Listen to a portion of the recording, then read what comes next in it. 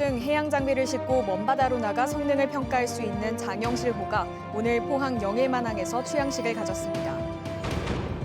경주시가 공영자전거 명칭을 타실라로 정하고 내년 5월부터 운영에 들어갑니다. 도심 곳곳에 대여소 78곳을 설치하고 무선 300대를 운영할 계획입니다. 여러분 안녕하십니까? 포항 MBC 뉴스입니다. 오늘 정오 기준으로 포항시는 코로나19 신규 확진자가 발생하지 않았다고 밝혔습니다. 포항시는 어제 해군과 학교 관련 확진자가 발생한 이후 다행히 추가 확진자는 없다고 밝혔습니다. 경주에서도 동국대병원 관련 확진자 2명이 발생한 이후 추가 확진자는 없고 해외 입국자 1명만 확진 판정을 받았습니다. 코로나19로 대구공항을 비롯한 지방공항은 2년 가까이 개점 휴업 상태였는데요. 다음 달쯤에는 대구공항을 통해 해외여행을 갈 수 있을 것으로 보입니다. 양관희 기자가 보도합니다. 대구공항은 코로나19가 확산한 지난해부터 해외로 가는 하늘길이 꽉 막혔습니다. 대구에서 출발해 일본 상공을 지난 뒤 다시 돌아오는 무착륙 항공편이 유일한 해외 상품이었습니다. 무착륙 운항은 51편, 여객수는 5,800명. 그만큼 해외여행 열망이 컸음을 보여줍니다. 이제 단계적 일상 회복이 시작되면서 대구공항도 정상화의 길로 들어서고 있습니다. 국토교통부는 항공사, 대구시 등과 함께 대구공항의 국제선 항공편 운항을 검토하고 있습니다. 백신 접종을 완료했거나 사업 목적 등으로 격리 면제서를 가진 사람은 대구발 해외 노선 항공기에 오를 수 있습니다. 다음 달인 12월 대구와 연결될 첫 국제 하늘길은 부정기 노선으로 동남아가 유력합니다. 태국과 싱가포르 등은 백신 접종 완료자들이 격리 없이 입국할 수 있기 때문입니다. 태국이든 동남아시아 베트남이든 아마 그쪽이 먼저 풀릴 것 같고 일본도 풀어준다 그러면. 다만 해외여행을 갈 수요가 충분히 뒷받침돼야 항공편이 새로 생길 수 있습니다. 또 집단 면역이 형성돼야 하고 타 국가의 방역 정책도 변동이 없어야 합니다.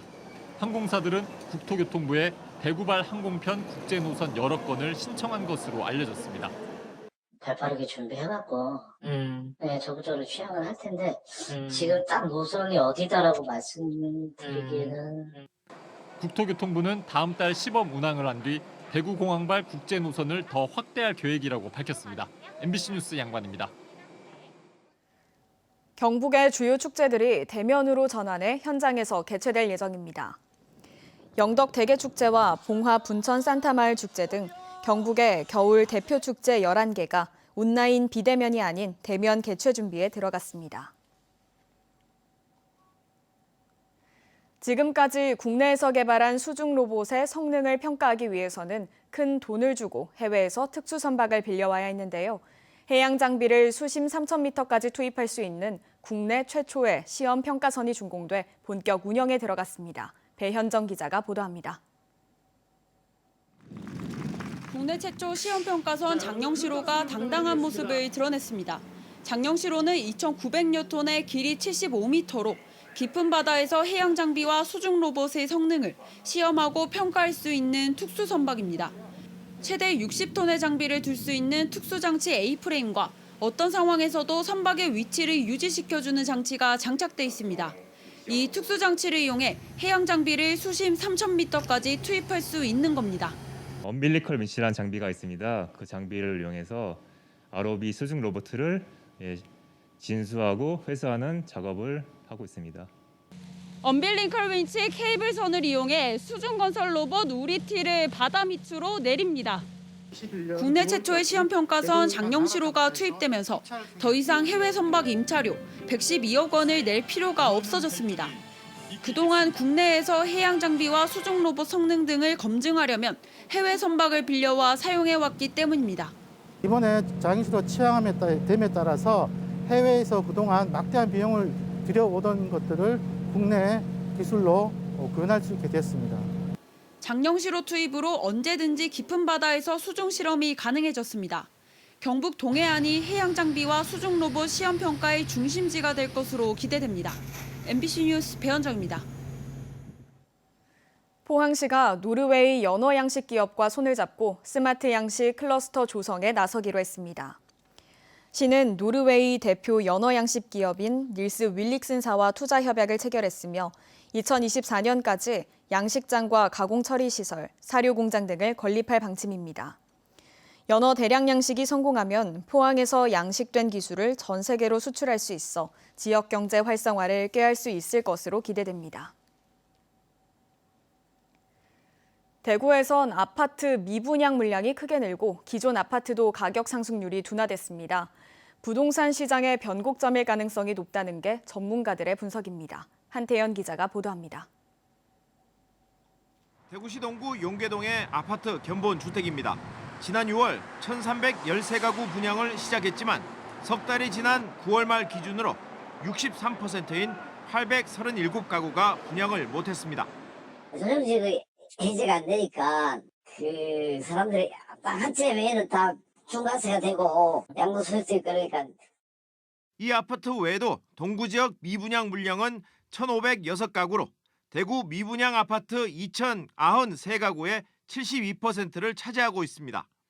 동구 지역의 아파트 미분양이 속출하면서 분양업체마다 선착순으로 계약할 수 있다는 광고 현수막을 곳곳에 내걸었습니다.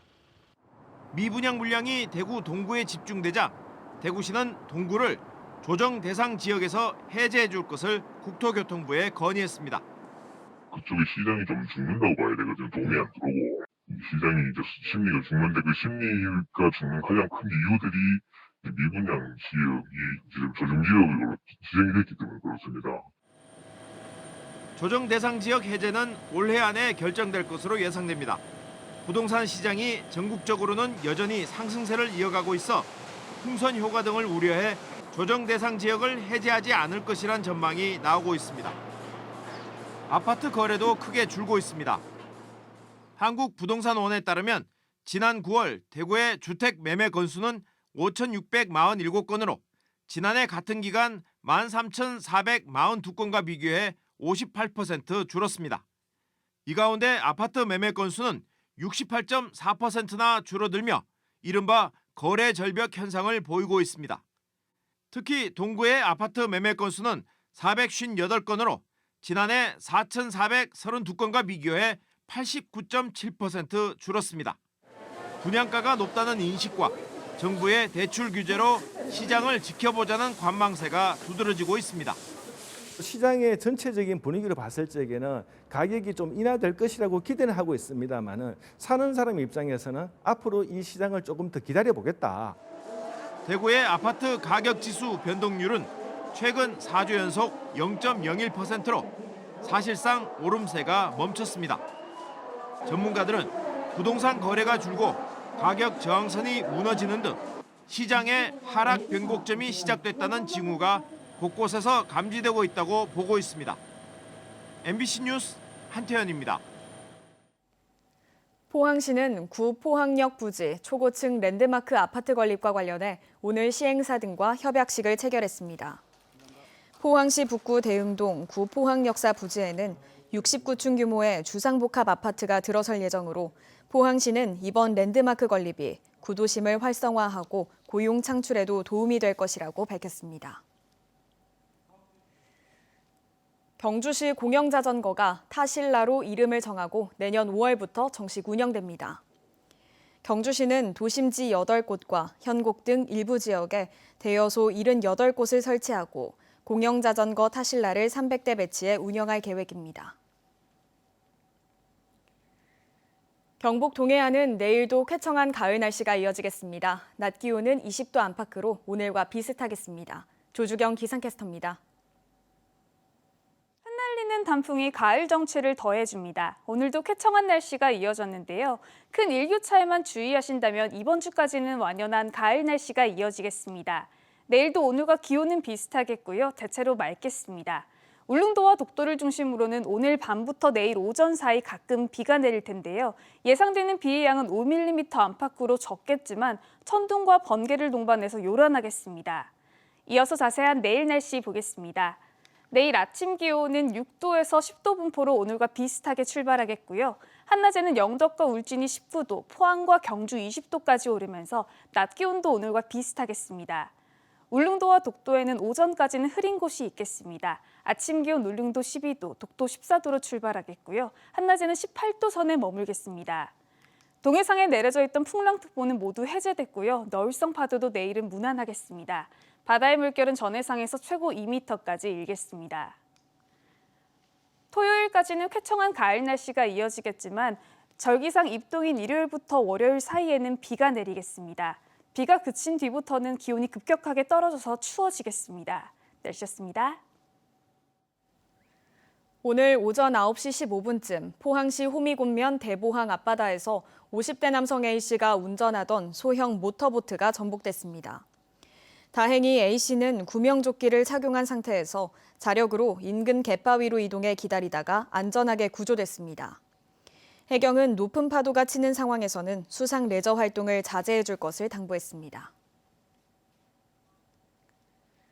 경상북도는 국민의힘 지도부와 내년도 예산정책협의회를 갖고 지역 현안 사업에 대한 지원을 요청했습니다. 이철우 지사는 통합신공항과 연계된 SOC 사업과 2028년에 개항이 될 수 있도록 지원을 요청했습니다.